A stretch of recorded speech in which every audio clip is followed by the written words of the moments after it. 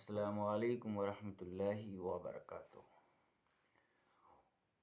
आप तमाम व्यूवर्स का खुशामदीद करता हूँ मैं शेख मोहम्मद तालिम अपने YouTube channel Sheikh Mohammad blogs में। मेरे भाइयों, मेरे व्यूवर्स, मेरे दोस्तों, आप सभी का खुशामदीद और तहे दिल से इस्तकबाल है हमारे चैनल पर। आज हम बात करेंगे जादू की अलामत और जादू चलाने वालों का अंजाम। मेरे मोहतरम बुजुर्गान दीन, मेरे व्यूवर्स, मेरे साथियों, मेरे भाइयों, मैं एक अदना फदना फ़कीर हूँ। मुझ में वो सलाहियत और कैपेसिटी नहीं। और मैं कौन होता हूँ आपको समझाने वाला। मैं तो बस महज अपनी बात को आप तक पहुँचाता हूँ और मेरा मकसद सिर्फ ये रहता है कि मैं सच पर से पर्दा उठाऊँ। क्योंकि आज देख के ज़माने में सच पर पर्दा डालने के बहुत से ऐसे नाकाम कोशिश की जा रही है जो हमारे मुआशरे में कसीर तादाद से हो रही है।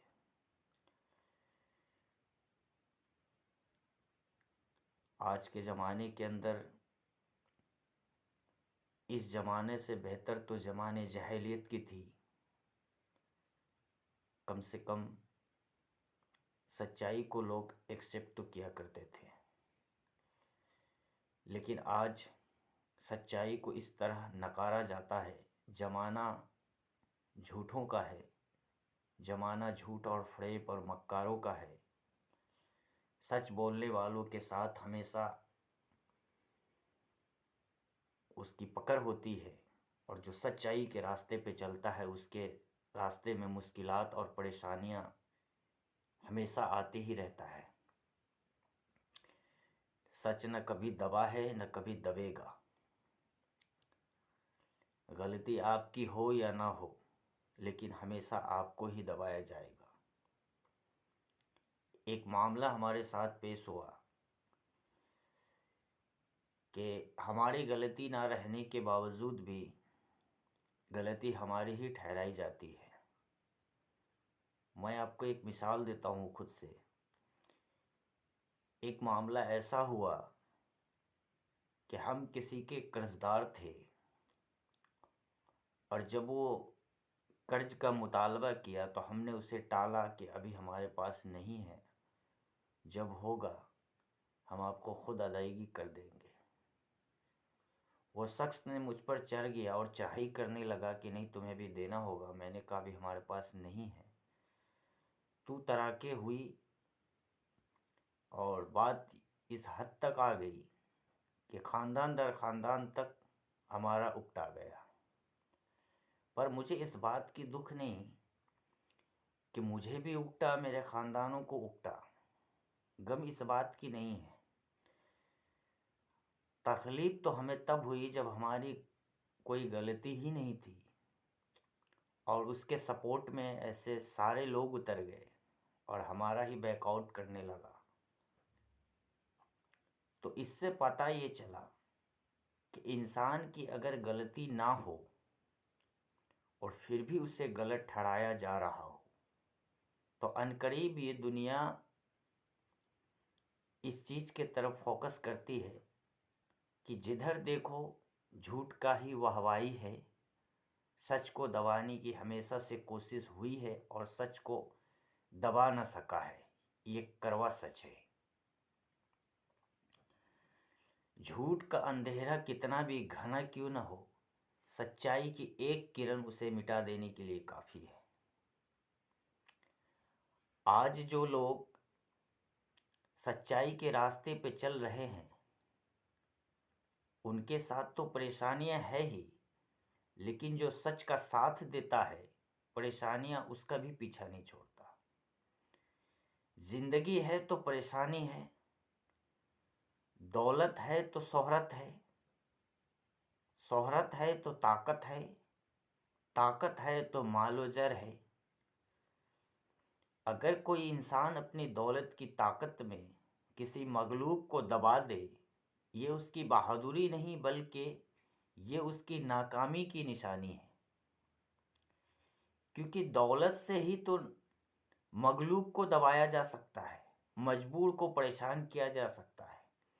एक मजबूर इंसान दूसरे मजबूर इंसान को मजबूर नहीं कर सकता।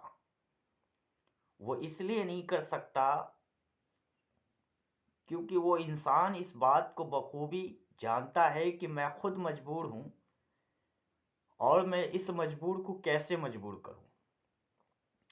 तो इससे पता ये चला कि हर वो मजबूर इंसान मजबूर को नहीं दबा सकता। अगर मजबूर को कोई दबाता है तो वो है दौलत और ताकत और शोहरत, और वो दौलत का गुरूर।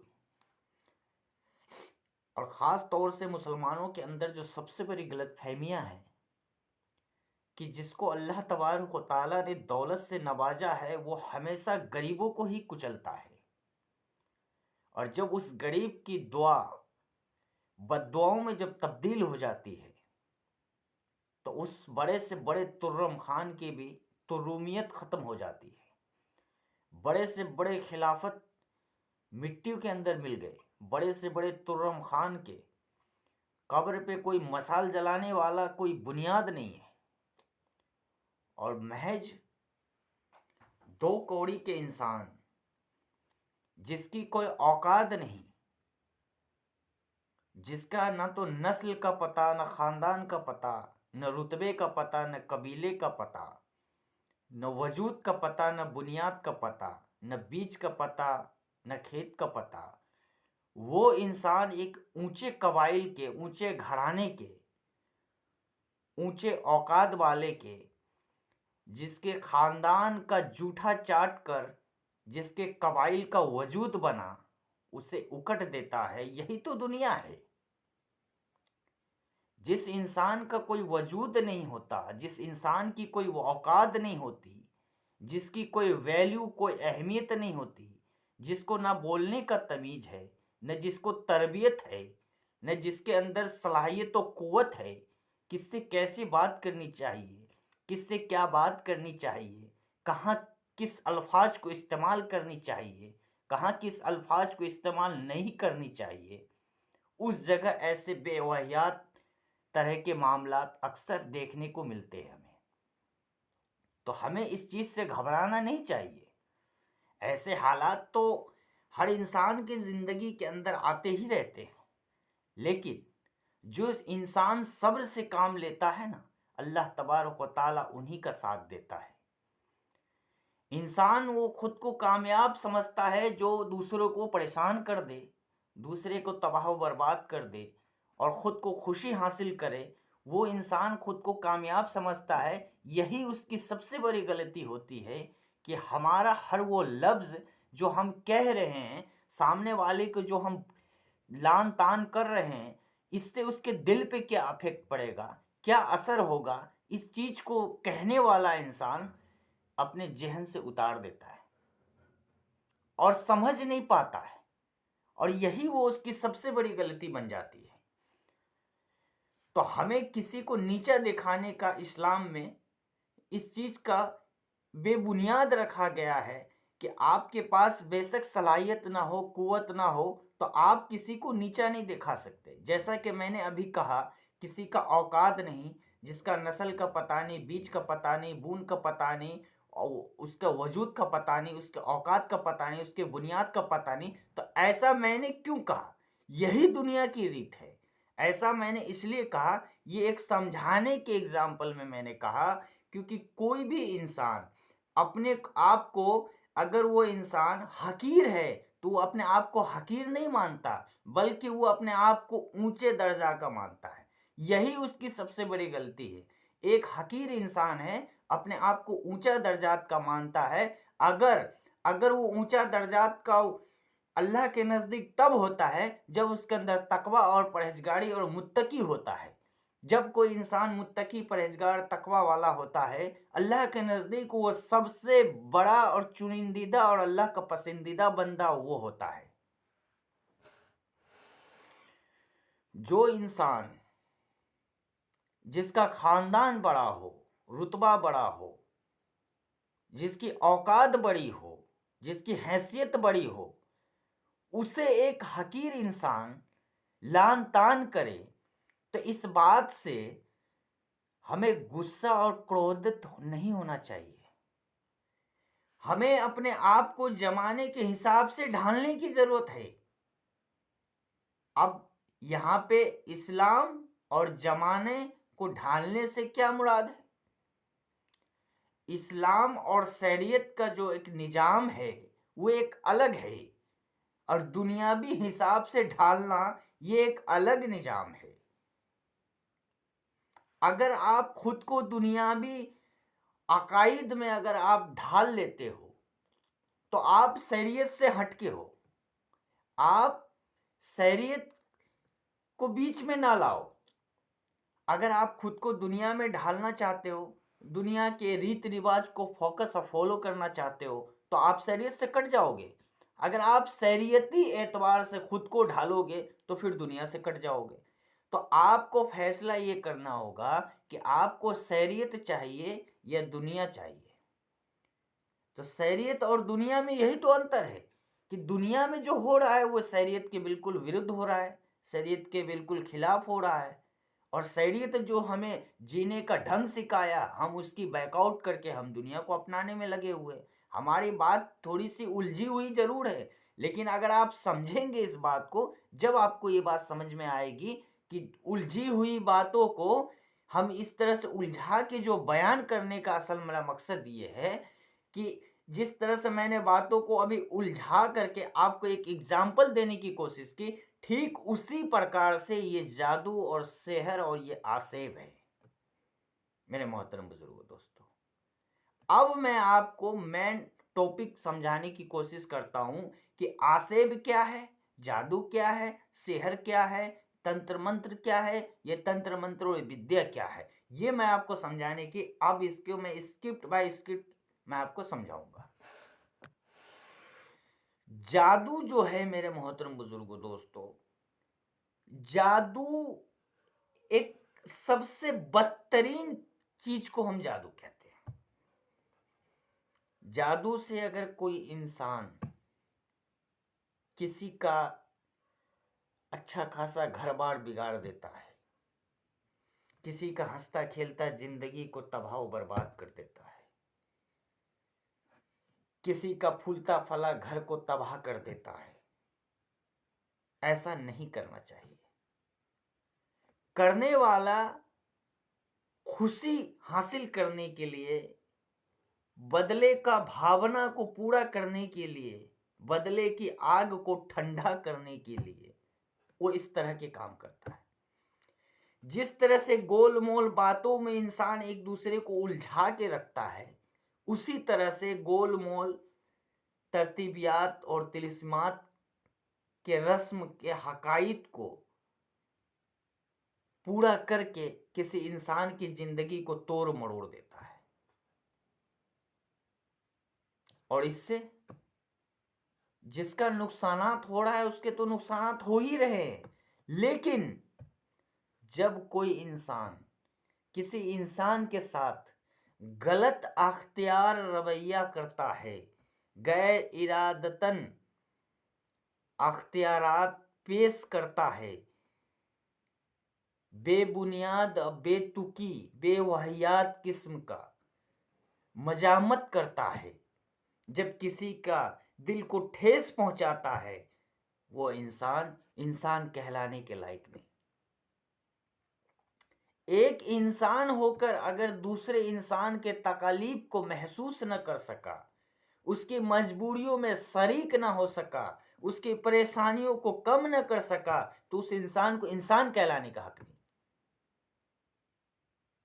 अगर आप मान लीजिए आप किसी परेशानी में मुलव्विस है और आपके भाई परेशानी में नहीं आए, आपका साथ न दे, आपका खुद का सगा भाई हो, आपके खानदान हो, अगर आप परेशानी में होंगे तो आपकी परेशानी को कम करने का कोशिश आपके वालिदैन ही कर सकते हैं, दूसरा कोई नहीं करेगा। आपकी तकालीफ को, आपकी परेशानियों को आपके मुश्किलात को, आपके ज़हनी तकलीफ हो या जिस्मानी तकलीफ हो या दुनियावी तकलीफ हो या आपके साथ कोई भी मसाइल हो, उसमें अगर आपका कोई दोस्त बन सकता है, आपका कोई हमसाथी बन सकता है, आपका कोई अगर हमसाया बन सकता है, तो वो है आपके वालिदैन।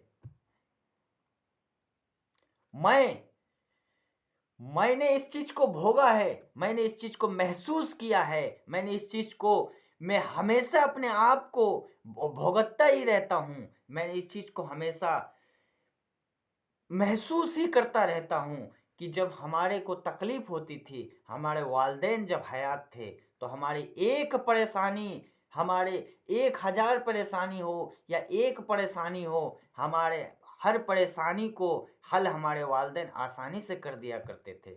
आज जब हमारे वालिदैन हयात नहीं है, एक परेशानी हमारे लिए 1000 परेशानी के सबब है। जब आपके वालिदैन जिंदा होते हैं, तब तो आप अपने वालिदैन के जीते जी उनकी खिदमत नहीं करते, उसके सुनी बात को अनसुनी कर देते हैं, उनके नसीहत को आप ठुकरा देते हैं। लेकिन जब आपके बीच से आपके वो वालिदैन जब गुजर जाते हैं, आपको छोड़कर इस दुनिया फ़ानी से रुखसत हो जाते हैं, जब आपको इस चीज़ का एहसास होता है कि हाय, मैंने सबसे बड़ी दौलत को खो दी। वालिदैन के जिंदगी में अगर सबसे बड़ी उसकी कोई दौलत होती है, तो उसके बच्चे होते हैं। उसके जीवन भर की कमाई, उसकी पूंजी, उसके औलाद होते हैं। और उस औलाद के लिए वालिदैन ही सबसे बड़ी उसकी जमा पूंजी होती है। और वो जो जो कामयाब औलाद है, जो समझदार औलाद है, जो अल्लाह के अहकामात को समझने वाला औलाद है, जिसके अंदर शरीयत मुताहिरा का मोहर है, जिसने कुरान और हदीस को पढ़ा है, जिसके अंदर तालीम है, अल्लाह तबारक व तआला ने जिसके सीने में, जिस औलाद के सीने में दीन को नज्म किया है, वही औलाद अपने वालिदैन को दुनिया की सबसे बड़ी दौलत समझते हैं। आज के ज़माने में 98% औलाद ऐसे हैं जो अपने माँ बाप को इज्जत तो करते नहीं हैं, लेकिन जब उसके माँ बाप उसके बीच से जब निकल जाते हैं, जब पिंजरा से पंछी उड़ जाते हैं, जब उसे इस चीज़ का एहसास होता है कि हमारे माँ बाप थे तो हमारे दिन कैसे थे, आज हमारे माँ बाप नहीं है तो आज हमारे दिन कैसे है। माँ बाप एक ऐसी दौलत है मेरे मोहतरम बुजुर्गों, दोस्तों, जिसके माँ बाप नहीं है, जिसके औलाद मारे मारे फिर रहे हैं, उनसे पूछो कि जब उसके माँ बाप जिंदा थे, हयात थे, तो उनकी जिंदगी की कितनी अहमियत थी। उनका खैर खां थे, उनके दोस्त थे, उनके साथी थे, उनके सुख दुख में उसके माँ बाप ही उनके साथ रहते हमेशा। माँ की दुआओं से मौत छू कर उस बंदे को चली जाती है। माँ की दुआओं में ये तासीर है। माँ के कदमों के नीचे अल्लाह तबारक व तआला ने जन्नत रखा है। अब बाप को जन्नत का दरवाजा बनाया है। माँ बाप की कमी क्या होती है, ये तो उस बच्चे से पूछो जिसके माँ बाप इस दुनिया में हयात नहीं है। और जो औलाद आज अपने माँ बाप की नाफरमानी करते हैं, उस औलाद को ताउम्र रोना पड़ेगा जब उसके माँ बाप उसके बीच से चले जाएंगे। जब वो माँ बाप इस दुनिया फानी को छोड़ जाएंगे, जब उसे इस चीज का एहसास होएगा कि हमने क्या खोया है।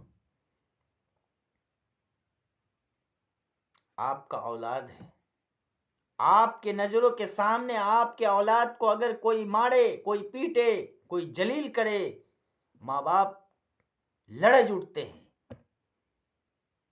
जब वो माँ बाप चले जाते हैं दुनिया फानी को छोड़कर, तब उस औलाद का कोई खैर खा नहीं होता। अगर आपने अपने वालिदैन के जीते जी उनकी खिदमत कर ली, उनके बातों पे अमल कर लिया, आपका बेड़ा पार है। आपके वालिदैन रहे ना रहे, उनकी दुआएं अगर आपके साथ है तो सारी दुनिया एक तरफ और आपके माँ बाप के वालिदैन की दुआ एक तरफ, ये कभी बराबर हो जाएगा। सारी दुनिया की ताकत आपके माँ बाप की दुआ अगर आपके साथ है तो सारी दुनिया मिल करके ये आपका कुछ नहीं कर सकती, क्योंकि अगर आपका माँ वालिदैन आपसे राजी है, अगर वालिदैन राजी है तो नबी राजी है, और नबी राजी तो रब राजी। इसलिए हमें गौर और फिक्र करने की जरूरत है मेरे मोहतरम बुजुर्गों दोस्तों। शुरुआती में आपको ये वीडियो थोड़ी उलझी उलझी सी लगी होगी, लेकिन जब आप इस पूरी वीडियो को देख लेंगे, जब आपको समझ में आएगी कि मेरा इशारा किस तरफ है और मैं कहना क्या चाहता हूं। जादू सीखना, सिखाना और जादू शब्द ही शरीयत में हराम है। शरीयती एतबार से जादू शब्द ही हराम है। अल्लाह हम सभी की हिफाजत फरमाए। व आखिरु दावाना अनिल हम्दुलिल्लाहि रब्बिल आलमीन। अस्सलामु अलैकुम व रहमतुल्लाहि व बरकातुहू।